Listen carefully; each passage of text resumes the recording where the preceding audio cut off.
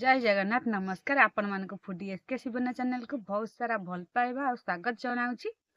आमे बनैबा बिना बटा बिना बिरी रे नरम नरम स्वादिष्ट पिठा देखंतु केते नरम भी हेची पिठार केते कष्ट भी नुह आपण माने गोल किंबा जो साइज पिठा करते केते समय लागे किंतु एमती बनैले केबे भी समय लागे कम समय रे बनिबो आपण तरतर भी बनै परिबे किमती बनैले रेसिपीटा को प्रथम शेष पर्यंत देखंतु म आशा करछि आपण मानके रेसिपीटा भल लागिबो।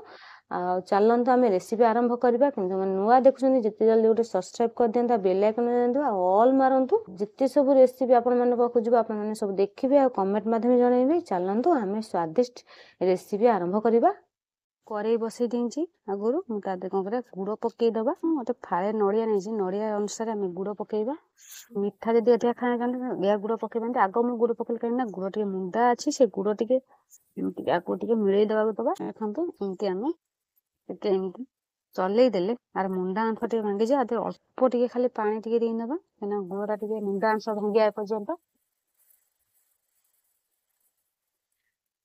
देखो आर मुंडा अंश जो भांगी आसले जाड़ा टे कम कम कहीं गुड़ा टे उहुली गले पोड़ाया पोड़ाया लगे से गुड़ जेहेतु हो गलानी देखो पूरा फेण फेण हो गला आगे आ कि नहीं सब मिल गलानी आम कौन करा नड़िया कोरा नहीं जावा जी चाहते बनिया से गोटे नड़िया फाड़ नहीं एमती कौन कर भल से नड़िया भाजीदबा गुड़ सहित पूरा पोड़ पोड़ कर भाजवा हो आसान जेहेतु आर पानी तक एमती सुखा दबा आम से कौन कर अदा एमती छेची देची छोट खंड अदा आम नड़िया अनुसार अदा नवा अदाटा पकईदबा तापर गोटे है गुजराती छेची देची एमती पकईब ये दद छेचा है प्लेन कर छेचा है आम कौन कर भल से भाजीदबा तादे आम कौन करवा गोलमरीच गुंड एमती अधा चामच पकईदबा पिठा बना हम पूरा देखो पूरा किसी भी कष्ट नुह आप समस्ते बनई पारे केमती बनाऊँगी एमती देखो पूरा एमती और पानी तक सुखा पर्यटन भाजवा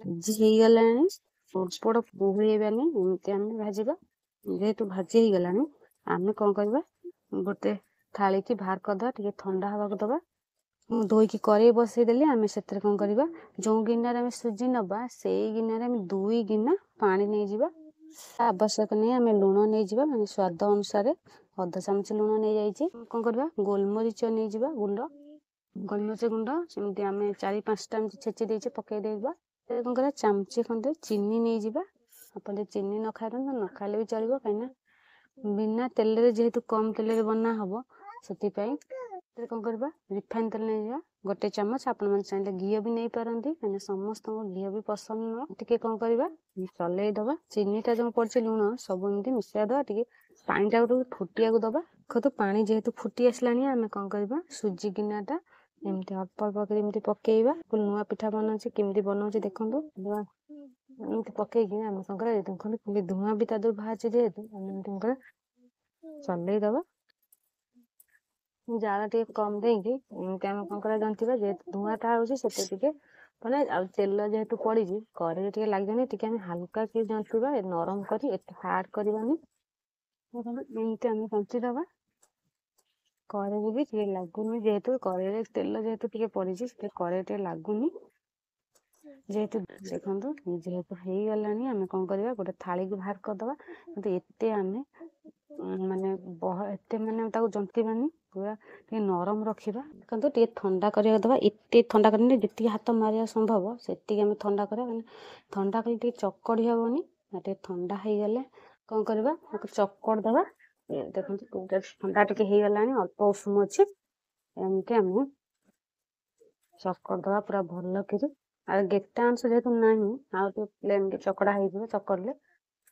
तेल हाथ तेल जेहेतु पड़े हाथ लगुनि मैंने गरम पानी हाथ हो चकड़ी पारती देखाटे कर चकड़ दबा जी तुम अटा चकड़ ना सेमती पूरा भल कर चकड़ा हो गला आम कौन करा गोटे बेलना पेड़ नहीं आ काठी नहीं जावा तेल कि घी बेलना पेड़ी आ काठी भल कर लगे दबा जेहेतु तेल मरा होगा सब कौन करवा एथर आम गोटे गुला बनइबा आम टे बड़ साइज गुला नवा माने आम जेहेतु नुआ उपाय बनाऊँ ना ये बड़ साइज गुला आम भल कर 2 हाथ में जमी अटा जमी गुला कराए सेमती आम गोल करदबा ना आपण चाहिए 2 भागे भी करपारती आप बहुत बना जानते से अनुसार गुला करेंगे गुला करके आम एमती चटका करदबा आग ତାପରେ ବେଲଣା କାଠିରେ ଏମିତି ବେଲିବା ଯେହେତୁ ବେଲିବା କିନ୍ତୁ ଏତେ ପତଳା ନୁହଁ ନା ଏତେ ମୋଟା ନୁହଁ, ପୁରା ମଧ୍ୟମ ଧରଣ କରିବା। ସେମିତି କରି ପୁରା ରୁଟି ବେଲା ସେମିତି କରାଯାଉ। ସହଜ ଉପାୟ ଦେଖନ୍ତୁ କେମିତି ବନାହେଉଛି। ଆପଣମାନଙ୍କୁ ବି ଇଏ ଗୁଳା ଗୋଲ ବି ଖୋଳ କରିକିରି ବି ଆପଣମାନେ ପୁର ଦେଇ ପିଠା ବନେଇବାକୁ ପଡ଼ିବନି। ଦେଖନ୍ତୁ ଏମିତି ପୁରା ସହଜ ଉପାୟରେ ବନା ହବ। ମୁଁ କେମିତି ବନାଉଛି ଦେଖନ୍ତୁ, ଚଟପଟ ପୁରା ଜଲ୍ଦି ବି ହବ। ନୂଆ ପିଠା ବନା ହଉଛି। ଏମିତି ଆମେ ଭଲ କରି ବେଲି ଦବା। ଯେହେତୁ ବେଲି ହେଇଗଲା, କର ଫାଟିଛି ଯେହେତୁ ଆମେ ତା ପାଇଁ ଉପାୟ ବାହାର କରିବା। ଆମେ କଣ କରିବା, ଗୋଟେ କଂସା କିମ୍ବା ଗିନା ଆପଣମାନେ ଯେଉଁ ସାଇଜ୍ ବନେଇବା ଚାହୁଁଛନ୍ତି ସେଇ ସାଇଜ୍ ଏମିତି ପକେଇ, ଯେମିତି ଆମେ କାକରା ବନାଉ ନା ସେମିତି ଆମେ ସାଇଜ୍ ଭାବରେ ଗୋଲ କରିଦବା। ପୁରା ସାଇଜ୍ ଭାବରେ ଗୋଲ କରିଦବା। ଦେଖନ୍ତୁ ଉଠେଇଦବା, ସାଇଜ୍ ହେଇଗଲା। ଆମେ କଣ କରିବା, ଯେଉଁ ଏଇଟା ଲାଗିଛି ନା ଆମେ ଆକୁ ସବୁ ବାହାର କରିଦବା। ଇଏ ବି କିଛି ନଷ୍ଟ ହବାର ନାହିଁ, ଫେର ବି ବେଲା ହବ। ଆଉ ଯାହା ଅବଶିଷ୍ଟ ଅଛି ହେଇଗଲା। ଦେଖନ୍ତୁ ଏତେ ପତଳା ନୁହଁ ଏତେ ମୋଟା ନୁହଁ, ପୁରା ମଝି ଜାଗାରେ ହେଇଛି, ପୁରା ସାଇଜ୍ ଭାବରେ ଗୋଲ ହେଇଯାଇଛି। ଆମେ ଏଥିରେ କଣ କରିବା, ପୁର ଦେଇଦବା। ଆମେ ଯେଉଁ ନଡ଼ିଆ ପୁର କରିଥିଲେ, ନଡ଼ିଆ ପୁର ଆମେ ଯେମିତି କରିଥିଲେ ସେଆକୁ ଆମେ ପୁରା ଦେଇଦବା। ତାପରେ ଚାରିଆଡ଼େ ଛିଞ୍ଚିକିରି ପୁରା ସମାନ ଭାବରେ ଆଗ ଦେଇଦବା। ଆପଣ ଚାହିଁଲେ ନଡ଼ିଆ ପୁରରେ ବି ଛେନା ପକେଇ ପାରନ୍ତି, କିନ୍ତୁ ମୁଁ ଛେନା ପକେଇନି, ଖାଲି କେବଳ ନଡ଼ିଆରେ ବନେଇଛି। ପୁରା ସହଜ ଉପାୟରେ ବନା ହେଇଛି। ଆପଣ ଛେନା ଆଉ ଅଲଗା କିଛି ବି ସବୁ ନଡ଼ିଆ କାଟିକିରି ବି ପକେଇ ପାରନ୍ତି ପୁରକୁ। ଦେଖନ୍ତୁ ହେଇଗଲା। ଆମେ କଣ କରିବା, ତାକୁ ଏମିତି ଗୋଲ କରିଦବା, ମାନେ ରୋଲ କରିଦବା। ଏମିତି ଗୁରେଇ ଧୀରେ ଧୀରେ କରି ଏମିତି ରୋଲ କରିଦବା। ଗୋଲ ହେଇଗଲା। ଆମେ ପାଣି କଣ କରିବା, ଏ କରେରେ ଏମିତି ମାରିକିରି ଆକୁ ଏମିତି ସାଇଜ୍ ଭାବରେ ଏମିତି ଲଗେଇଦବା। ସୁଜିରେ ଯେହେତୁ ବନା ହେଇଛି ପୁରା ନରମ ହବ। ଆପଣ ମାନେ ଚାହିଁଲେ ଚାଉଳ ଚୁନାରେ ବି ବନେଇ ପାରନ୍ତି। ବିନା ବଟାରେ ଦେଖନ୍ତୁ ସ୍ୱାଦିଷ୍ଟ ନୂଆ ପିଠା କେମିତି ବନା ହଉଛି। ଆର ଯୋଉ ମୁହଁ ନା ସେମିତି ପାଣି ମାରିକିରି ଆମେ କଣ କରିବା, ମୁହଁକୁ ଏମିତି ବନ୍ଦ କରିଦବା। ପାଣି ମାରିଲେ ଆଉ ଟିକେ ଖୋଲିବନି ପିଠାଟା। ଆର ମୁହଁ ତକ ସବୁ ଏମିତି ଏପଟ ସେପଟ ଏମିତି ବନ୍ଦ କରିଦବା। କିନ୍ତୁ କେତେ ସହଜ ସରଳ ଉପାୟରେ ବନା ହଉଛି। ଆପଣମାନେ ସମସ୍ତେ ଏମିତି ବନେଇ ପାରିବେ, କିଛି ବି କଷ୍ଟ। ଗୋଲ ହେଇଗଲା, ଚାରିପଟ ମୁହଁ ବି ବନ୍ଦ ହେଇଗଲା। ଏମିତି କଣ କରିବା, ଆଉ ଯାହା ଅଛି ଏମିତି ଆମେ ରୋଲ କରିକି ଦେଖନ୍ତୁ କେତେ ସୁନ୍ଦର ଭାବରେ ରୋଲ ହେଇଯାଇଛି। ଏମିତି ଆଉ ଯାହା ଅଛି ଆମେ ସବୁତକ ଏମିତି ବନେଇଦବା। ପୁରା ସହଜ ନା, ଦେଖୁଛ ଆପଣମାନେ କେମିତି ଆଉ ବି ଖୋଳ କରିବାକୁ ପଡ଼ିବନି। ଯୋଉ ଉପାୟରେ ଏମିତି ହେଇଯିବ। ଦେଖନ୍ତୁ ଆଉ ଯାହା ଅଛି ବନେଇଦବା। ଦେଖନ୍ତୁ ସବୁତକ ବନେଇଦେଲି, କେମିତି ରୋଲ ହେଇଯାଇଛି। ଆମେ କଣ କରିବା, ତାକୁ ଏମିତି ଏପଟ ସେପଟ ବାଡ଼େଇ ଦେଲେ ପୁରା ସମାନ ହବ। ଦି ମୁଣ୍ଡ ଯାକ ସମାନ ଭାବରେ ହେଇଛି। ଆଉ ଯେଉଁ ଅବସ୍ଥା ବୋଲିଥିଲା ମୁଁ ଗୋଟେ ଗୋଲ କରିଦେଇଛି। ଗୋଲରେ ଆଜି ପୁର ବି ଦିଆ ହେଇଛି। ଚାଲନ୍ତୁ ଆମେ ବନେଇବା। ଦେଖନ୍ତୁ କେତେ ସୁନ୍ଦର ଭାବରେ ହେଲା, କେତେ ସହଜ ସରଳ ଉପାୟରେ। କରେଇ ବସେଇ କରେଇ ପାଣି ଦେଇଦେଇଛି, ସେଥିରେ ବି ଷ୍ଟାଣ୍ଡ ବି ଥୋଇ ଦେଇଛି। ଡାଲି ଥାଳିଟା ନେଇଯିବା। ଆପଣମାନେ ଚାହିଁଲେ ଅଳ୍ପ ଅଳ୍ପ ଟିକେ ତେଲ ମାରିଦେବେ, ନ ମାରିଲେ ବି ଚଳିବ। ଅଳ୍ପ ତେଲ ମାରିଲେ କଣ ହବ ନା, ପିଠାଟା ଟିକେ ଲାଗିବନି। ତେଲ ମରା ହେଇଗଲା। ଆମେ କଣ କରିବା, ଏ ରୋଲକୁ ଗୋଟେ ଗୋଟେ ଏମିତି ଥୋଇବା। ପୁରା ସାଇଜ୍ ଭାବରେ ଏମିତି ଥୁଆ ହବ। ଆମେ ଯେତେଟା ବନେଇଛେ ନା, ଦିଟା ବନେଇଛେ, ଦିଟା ରଖିଦବା। ମଝିରେ ଯୋଉ ଗୋଲଟା କରିଥିଲେ ଗୋଲଟା ରଖିଦବା। ହୁସିଆରେ ଯେହେତୁ ପାଣି ଫୁଟିଲାଣି, ଆମେ ଥାଳିଟାକୁ ଏମିତି ରଖିଦବା।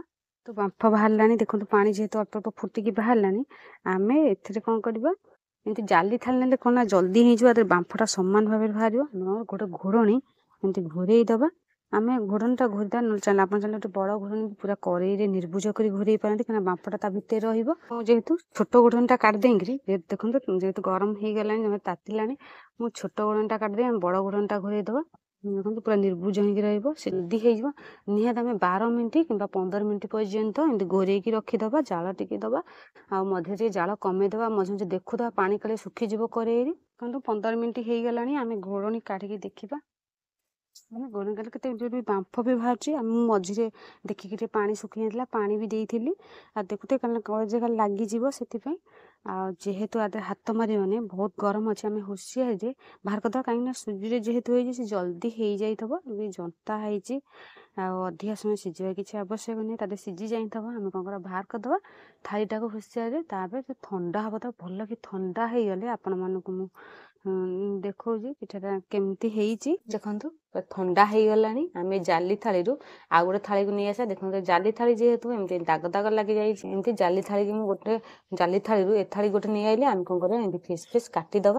ଯେଉଁ ସାଇଜ୍ ଚାହିଁବା ସେଇ ସାଇଜ୍ ଏମିତି କାଟିଦବା। ଖଣ୍ଡ କରି ସବୁ କାଟିଦବା। ଏମିତି ଗୋଟେ କାଟିଦେଲେ କେତେ ସୁନ୍ଦର ଭାବରେ ହେଇଛି। କମ୍ ସମୟରେ ବନେଇଛି, ଆପଣମାନଙ୍କୁ ବି କେତେ କଷ୍ଟ କରିବାକୁ ପଡ଼ିବନି। ଆଉ ଆପଣ ଯଦି ପିଠା ଏମିତି କରିକି ଗୋଲ କରି ବନେଇଲା ବହୁତ କଷ୍ଟ ଲାଗିବ। ମାନେ ବହୁତ ସହଜ। ଯଦି ତରତରରେ କିଛି ବନେଇବା ଚାହୁଁଛନ୍ତି, ତାହେଲେ ଏମିତି ବନେଇଲେ ସବୁଠାରୁ ସହଜ। ତାହେଲେ ଏମିତି ଆମେ କଣ କରିବା, ସବୁତକ ଏମିତି ସାଇଜ୍ ଭାବରେ କାଟିଦବା। ସବୁତକ ପୁରା ସାଇଜ୍ ଭାବରେ କଟା ହେଇଗଲା। ଆମେ ଗୋଟେ ପ୍ଲେଟ୍କୁ ବାହାର କରିଦବା। दर्शक बंधु आपण मन रेडी हो गला बिना बटा बिना बिरी पूरा स्वादिष्ट जलखिया पूरा कम समय बनई पूरा आपण मैंने समस्ते एमती बनई पारे। आ मोर रेसिपीटा आपन केमती लगला गोटे कमेंट माध्यम जनइबे। बर्तमान मुझे रोचे आगु नुआ नुआ सहसल रेसिपी नहीं आसबि। जय जगन्नाथ, नमस्कार, धन्यवाद।